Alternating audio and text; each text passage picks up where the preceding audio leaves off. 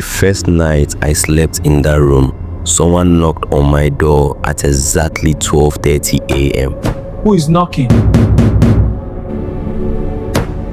Who is there?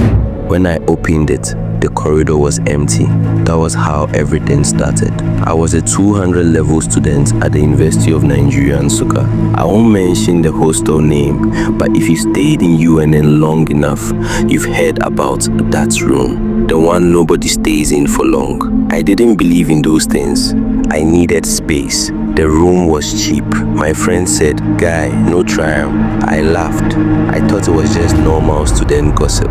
The first 2 days were fine. The room was old but clean. One small window, one wooden wardrobe. The paint was peeling. The bulb flickered sometimes, but that was normal for UNN. The third night was when it began, 12:30 a.m. 3 slow knocks.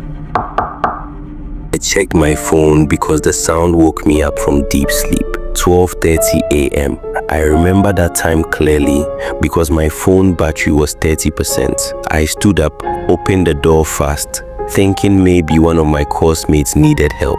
Nobody. The corridor light was on, but the place felt cold.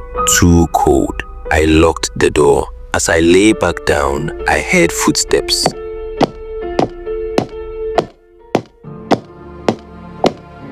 They stopped right in front of my door.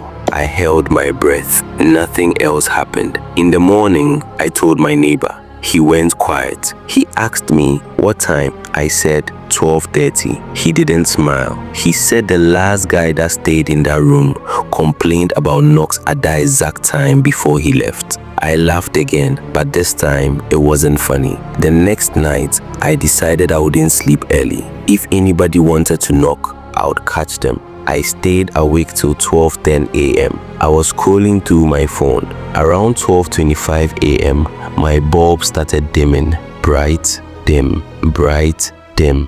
Then it went off. Total darkness. My phone light was still on. My heart started beating fast. But I told myself it was just power fluctuation.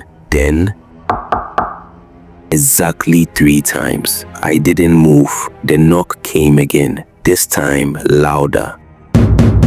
My door handle slowly turned. I swear on everything I love. The handle moved down like someone was trying to open it, but I locked it. I ran and held the handle from inside. I felt pressure from the other side. Cold pressure, not strong, just steady. I shouted, "Who is there?" No answer. Then the pressure stopped. Silence. I waited maybe 5 minutes before opening the door. Empty corridor. But this time, something was different. There were wet footprints on the floor. Bare footprints. They started from the staircase and stopped in front of my door. They didn't continue. They didn't go back. They just ended there. I didn't sleep that night. The next day, I went to the porter's office and asked about the room. At first, he avoided the question. Then he sighed. He told me that years ago, a student in that room died. It wasn't murder. It wasn't cult. It was suicide. He said the boy had been acting strange before it happened, complaining about someone knocking at night, complaining about footsteps. People thought he was stressed. One night, around 12:30 a.m., his roommate came back and found him hanging. After that, anyone who stayed there never lasted more than 1 semester. Most left quietly. Some said nothing. Some complained about knocks. The time was always 12:30 a.m. I wanted to leave that same day, but moving in UNN is not easy. You don't just find space like that. So I stayed. Big mistake. The third night after I heard the story, I decided to pray before sleeping. I didn't even joke. 12:30 a.m. No knock. I almost felt relief. Then I heard something inside my room from the wardrobe. A soft scratching sound.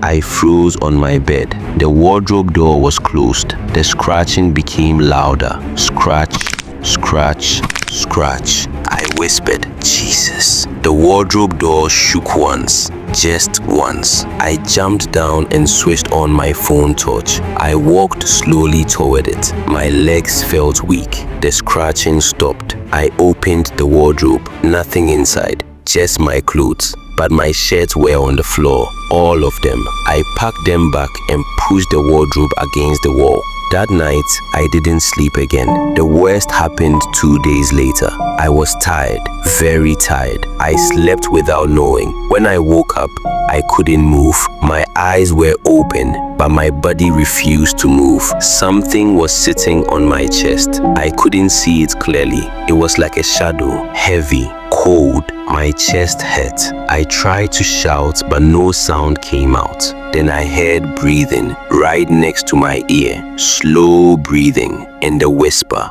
"Leave." That was the only word, leave. I forced my body to move. I don't know how, but I finally jerked up. The room was empty. My door was open, wide open. I always lock my door before sleeping. Always. I didn't pack my things properly. I didn't even bath.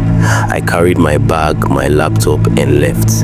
I went to stay with my friend in another hostel. Later that week, I went back in the afternoon with 2 guys to pack the rest. As we were packing, one of them asked, "Who wrote this?" We turned. On the inside of the door, scratched into the wood, very faint, very old, but clear enough. 12:30.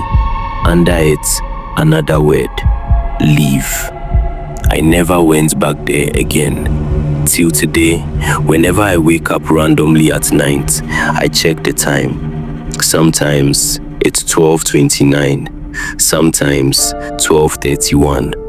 But anytime I see 12:30 a.m., my body still goes cold, and I remember the room nobody stays in.